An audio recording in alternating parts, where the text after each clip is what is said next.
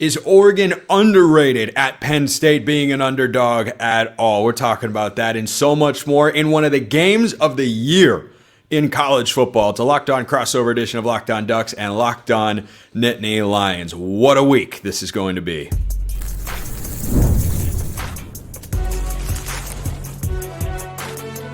You are Locked On College Crossover, part of the Locked On Podcast Network.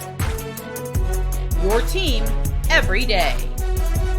Yes, it is that time once again for a crossover edition of Locked On Ducks. I'm Spencer McLaughlin, and Locked On Nittany Lions, he is Zach Seyko. Of course, thank you all for making this your first listen or your first view of the day, part of the Locked On Podcast Network, your team every day. Shout out to our everydayers out there. We're hitting all the big picture storylines today. Lots to get to. Game day is going to be in Happy Valley. Stoked about that. They made the right call. Forget Alabama and Georgia. Who cares? It's all about Oregon and Penn State this week. Plenty to get to on today's show, which is brought to you by our friends at FanDuel. Right now, new customers can bet just $5, and if your bet wins, you'll get $300 in bonus bets to use across the app. Download the FanDuel app today. So, watching the betting line, according to our friends at FanDuel, Seyko, has been, shall we say, interesting. Open back in the summer, Penn State minus 4.5.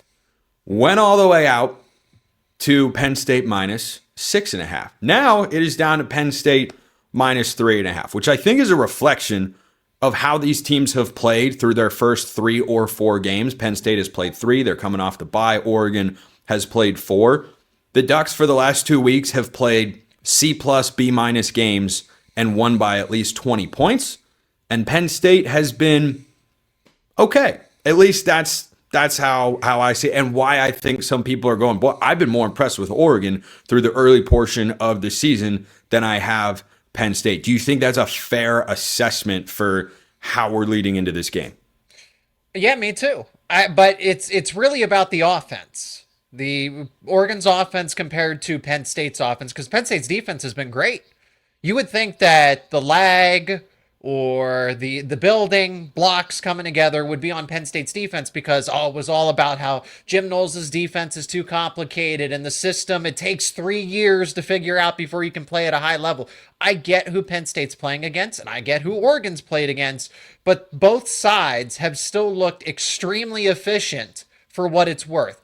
So when we talk about the teams collectively, it's really more about how Penn State's offense that has all the consistency, all the continuity, and other than Nevada, they've looked mediocre, maybe even worse at times. Which doesn't make a lot of sense. No? Then again, not everything does. Why is Clemson so bad? Doesn't make a lot of sense. It's one thing for them to not be a national title contender. It's another thing for them to be, legitimately horrible. Like they are really bad. Here's one thing that I think applies to both teams. I talked about this on my reaction show going into this Penn State game. There's an aspect of this to me, maybe not as much with the coaching staffs and what plays they are or are not calling, but I feel like certainly with the players, there's an aspect of everything's built into this game.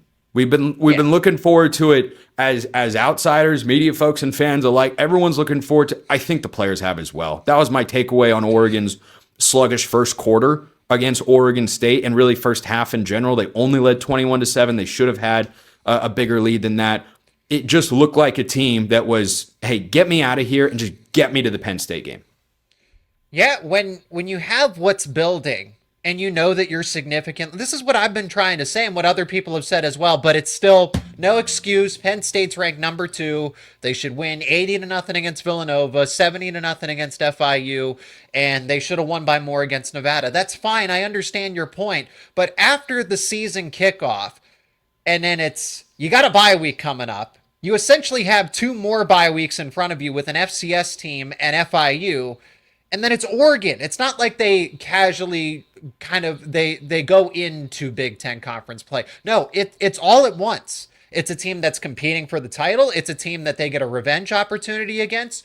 So yeah, I understand it. How would the fans, how do media members feel covering, talking about, watching Penn State versus Villanova versus Penn State and Oregon in the Whiteout game? We're all we're all on the same page here that there is tons of more juice in this week's game than anything that's been played here between the two teams on for Penn State and Oregon. Even the games collectively, all of them. The civil war here with Oregon and Oregon State, all I see on social media as this game did not live up to expectations. There was no energy. It's not the same. It hasn't felt this way in years. So that's what I mean. You combine all of these other games that have been played by Penn State and Oregon together, and it doesn't even compare to the stakes, the juice that goes into this whiteout game. Yeah, I'm with you on that front. And the other way that I think about this, Oregon's played one Big Ten game, right, against Northwestern. Yes. And of the 7 combined opponents between these two teams, that's probably the best team that anybody has played so far, because Villanova's got FIU, or Penn State has Villanova, FIU, and who's the first one? Nevada, FIU, Villanova. Nevada, FIU, Villanova. And Oklahoma State, holy smokes, they're bad. I mean, so unbelievably bad. What is Tulsa's NIL budget? Apparently more than Oklahoma State's. So Montana State, really great FCS team, still an FCS team. There's a difference. I call FCS football for doing play-by-play every week. It's way different. It looks different. It is different, particularly in the trenches. Yeah, it's almost like there's a reason. But we don't really know. And for Oregon, it's, are you actually as good as you have looked and as well as you're really playing? Because Oregon hasn't always played its best. The first 2 games they did, and they rolled, and they looked like one of the best teams in the country, and then they took a couple steps back, and they only won 34-14 on the road, and they only won 41-7. That's legitimately how you're talking about this team. And for Penn State, it reminds me a bit of Oregon last year, where it's, hey, I know this team has way more potential than what they have shown so far. Are they going to level up? Oregon played a bad game against Idaho, a bad game against Boise State. They played well, but not perfectly. Dylan Gabriel threw a pick 6 before the half against UCLA. They were kind of sleepwalking and playing with their food against Michigan State.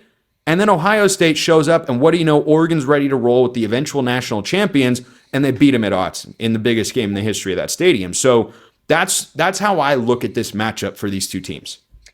A lot of parallels there, and I know that game was a little bit further out, so Oregon had to wait a little longer to get there, but Oregon versus Idaho is honestly very reminiscent to me of Penn State versus FIU, where it's like, okay, you're struggling. And Idaho led at one point, or they tied it against Oregon, didn't they? No, it was just closer than it should have been. They might have, I mean, 24-14 the final. Idaho didn't have the lead, but it was a 1-score game in the fourth quarter. Like it was a legitimate, oh wow, this could be historically bad moment. Yeah.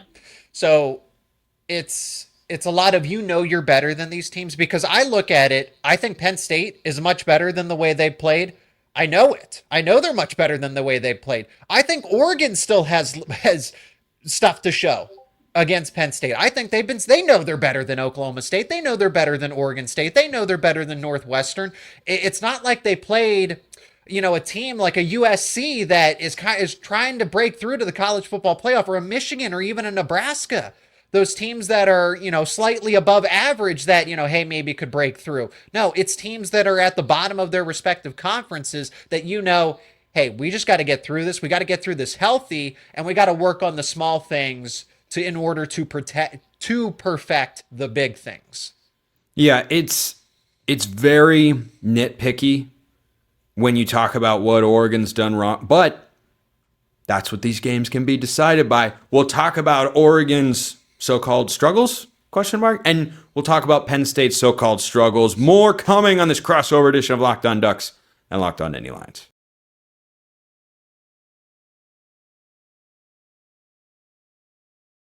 All right, this is the segment that I've really been waiting for, Spencer, because I'm starting to jar back and forth on social media. There are the Ducks fans that do not like me, at all.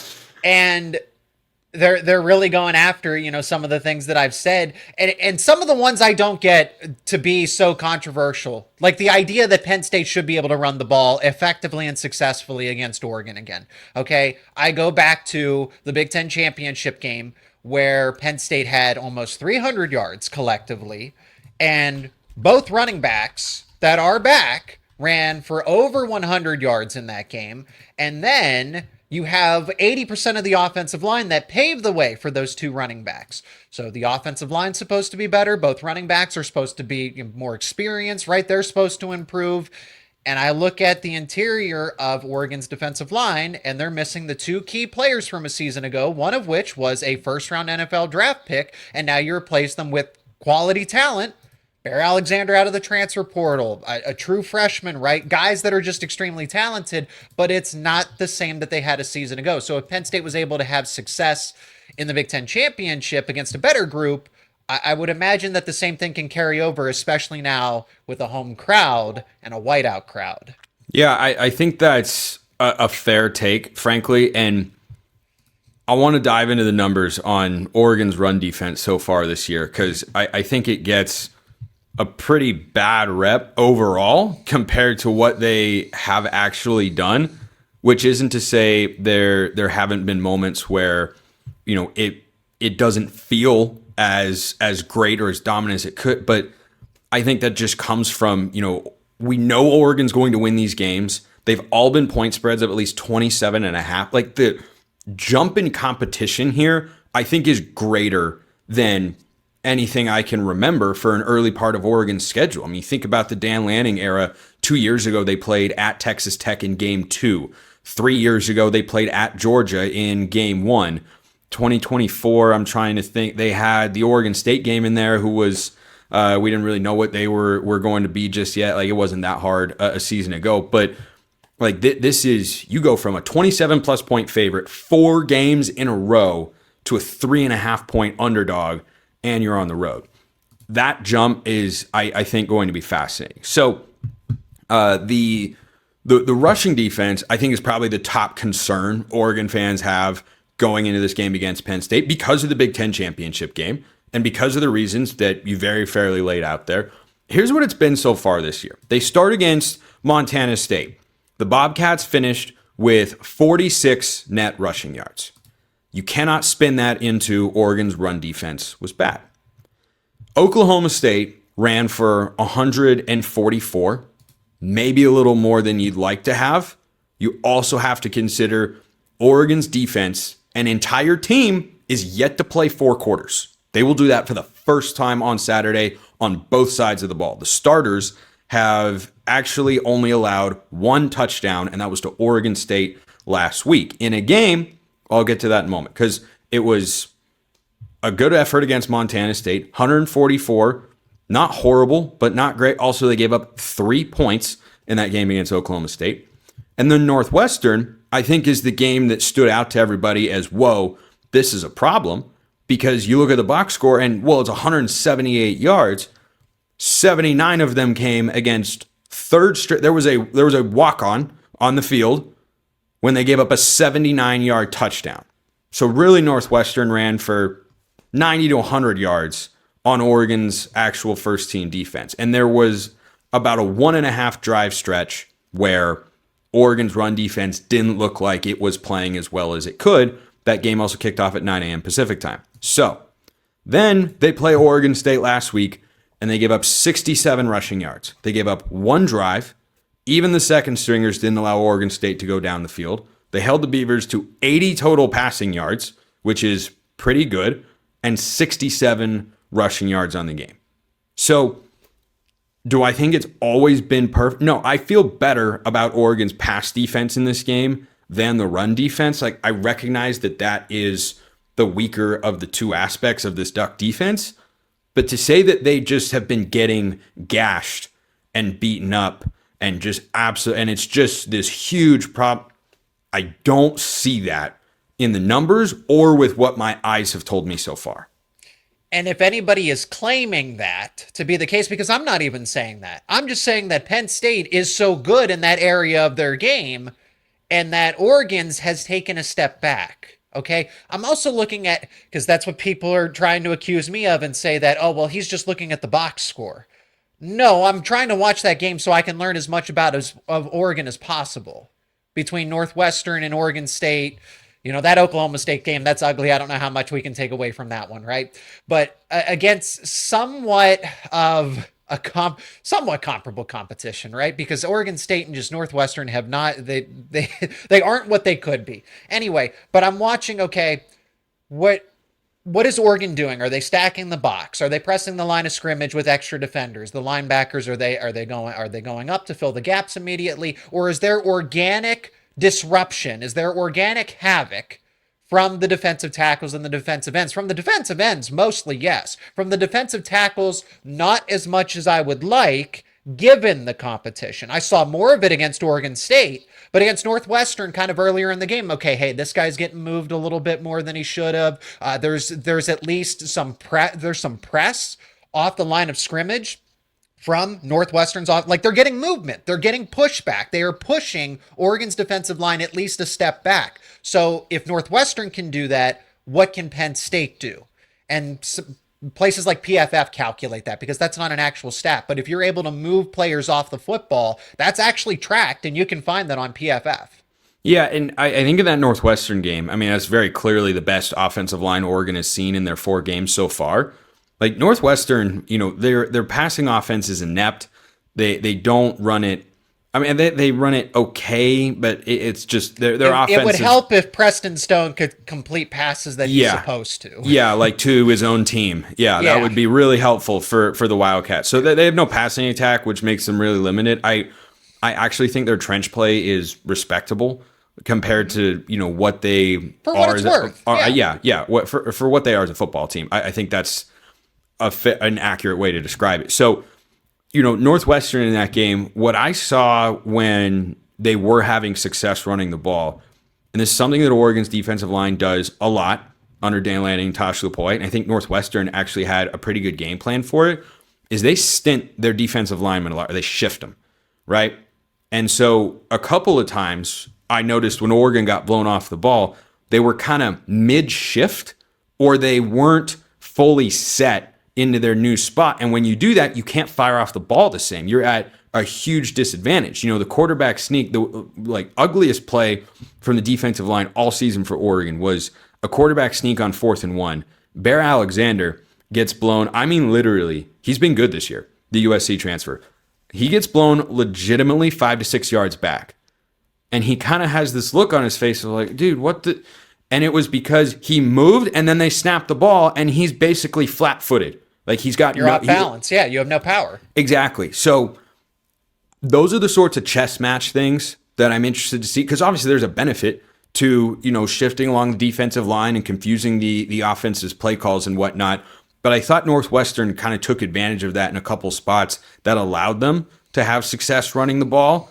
And so I wonder how that plays into, what Dan Lanning and Tosh Lupoy do. Like, those are the sorts of little details. I know it sounds like a really minute, tiny little thing, but it's not, because Andy Kotelnicki and Penn State's offense will want to exploit that. That's exactly right. And we'll get more into this when we cross over again for our Wednesday show. But, the Big Ten championship game shows a lot about, what these staffs are, what they like to do, how they exploited one another and all that. But, the other thing that Lanning and Lupoy have to be conscious about defensively is Penn State using tempo and motion. Or, frankly, the other comparison I can't get out of my head with Penn State and how poor the offense has been compared to what it was last year, when so much is the same. Same quarterback, mostly the same offensive line, same coordinator, couple new receivers, but same running backs, same head coach, same philosophy. Like, so many things are the same. Why is it worse?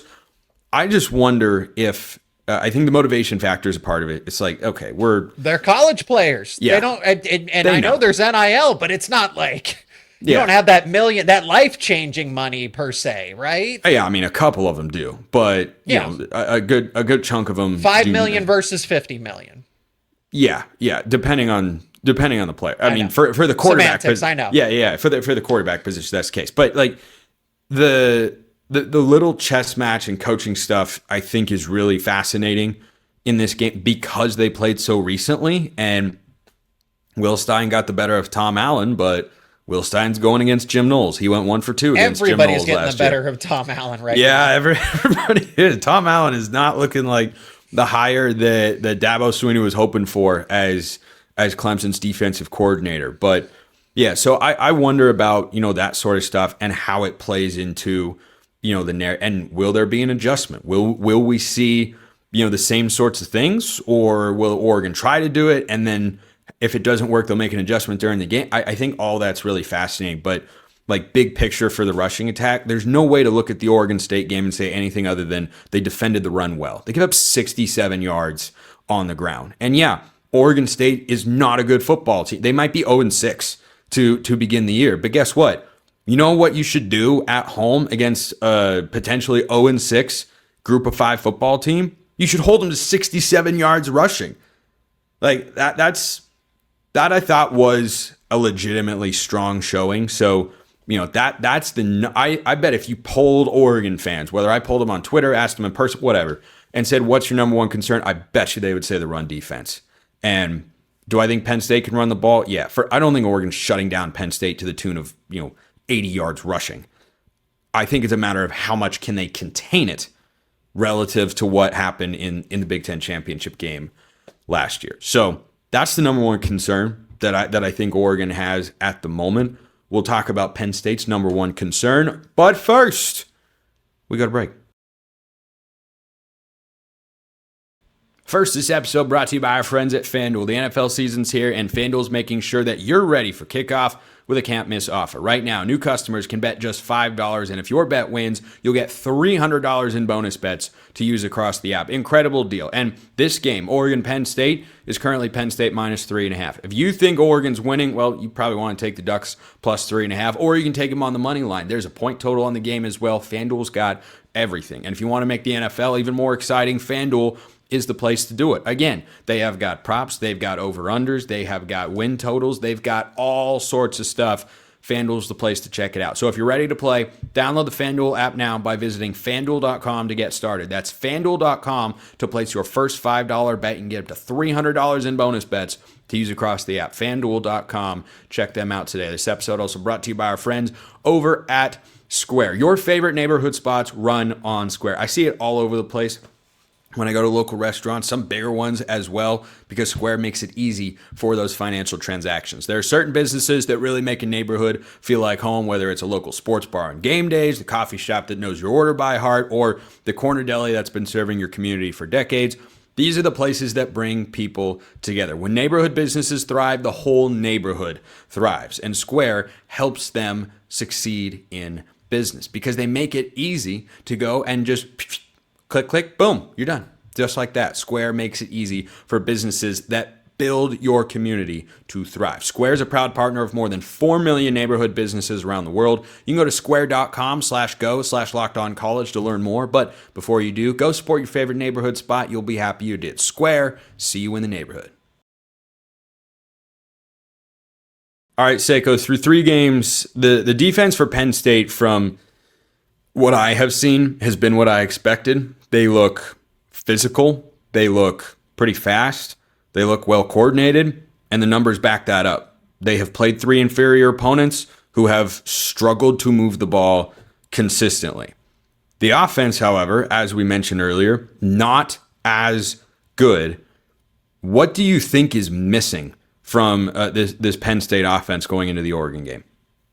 Well, there's a lot of people that would like me to say competent quarterback. There's both on Penn State's side of things and just around the rest of college football. And it is surprising. It is shocking just of how much a personal regression Drew has had, where, again, it has to be motivation. It has to be looking forward. It has to be they're trying to save some things, and they're also just putting some things in the playbook that we need to figure this out. So Penn State's not typically an outside zone team. They want to run outside zone from time to time. They want to run stretch plays, but that's not their bread and butter. It's inside zone. They know that they can do it, so maybe that's why they haven't done it against Villanova, FIU, Nevada a ton. Not because they're saving it, but because they know it works. We know that it works. Why don't we work on outside zone? So instead of, hey, let's stack the box. Let's have Bryce Betcher come down, and play over the A gap or the B gap, or just cycle the linebackers, have the shifts, because as you mentioned, when the defensive line's in the middle of that shift and you're running inside zone, okay, somebody can get caught in a gap. But if you have everybody moving one way in a stretch type of play, maybe Penn State is trying to work that out and figure that out, because the outside zone looked a little rough, and then, okay, all of a sudden, FIU, it gets better. Villanova, it gets significantly better. Week to week, you see the actual progress. So I think just what's been missing is Penn State is truly not running its best plays. I think if they wanted to put up 80 points against any of those teams, they could have and would have. But the situation did not call for it. As far as Drew Aller goes, I do think he's overthinking at times. I do think he's a perfectionist. He will get picked apart in the NFL if he doesn't continue to build on that. I think he's in a much better headspace than he was as a sophomore, but it has been these small gradual steps, because he's not going to flip a switch and be a completely different person overnight. I don't know how you fix that. I'm not a psychologist, but that's kind of Drew Aller's biggest enemy is Drew Aller. Can I throw this idea at you and you react to it?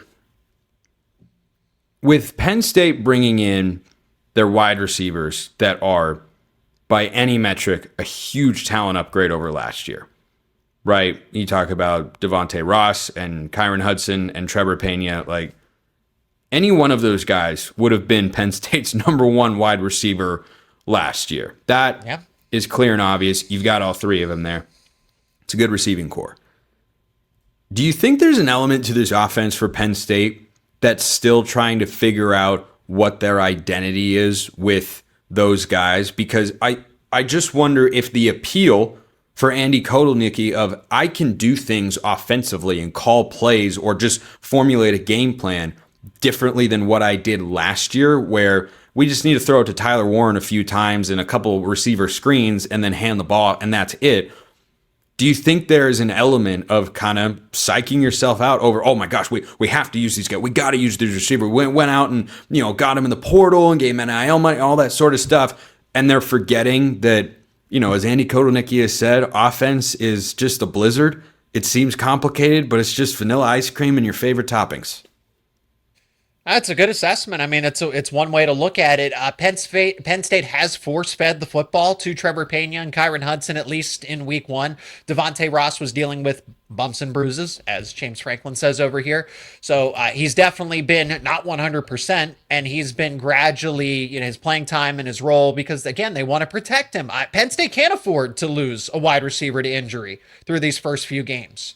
They still don't have the depth, even though the room is better.